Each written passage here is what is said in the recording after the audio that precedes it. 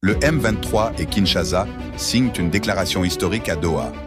Le 19 juillet 2025, un tournant majeur s'est produit dans le conflit qui ravage l'Est de la République démocratique du Congo, RDC, depuis des décennies.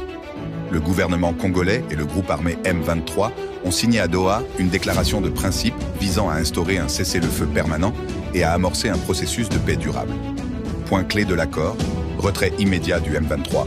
Le groupe armé s'engage à se retirer sans condition des zones occupées, notamment Goma et Bukavu, deux villes stratégiques du Nord et Sud Kivu.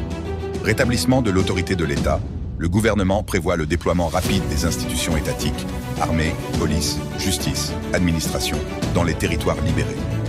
Engagement pour la paix. Les deux parties promettent de respecter le cessez-le-feu et de s'abstenir de toute action susceptible de compromettre le processus. Feuille de route. Les négociations formelles débuteront au plus tard, le 8 août 2025, avec pour objectif la signature d'un accord de paix global d'ici le 18 août. Contexte et enjeux, le M23, soutenu par le Rwanda selon l'ONU, avait lancé éclair en janvier et février 2025, s'emparant de vastes zones riches en minerais. Les combats ont provoqué des milliers de morts et déplacé des centaines de milliers de civils, aggravant une crise humanitaire déjà critique. L'accord de Doha s'inscrit dans la continuité de celui signé entre la RDC et le Rwanda à Washington en juin 2025. Réaction.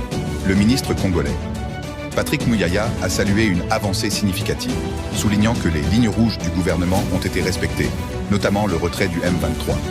L'Union africaine et les États-Unis ont également applaudi cette étape comme un moment décisif pour la paix dans la région des Grands Lacs.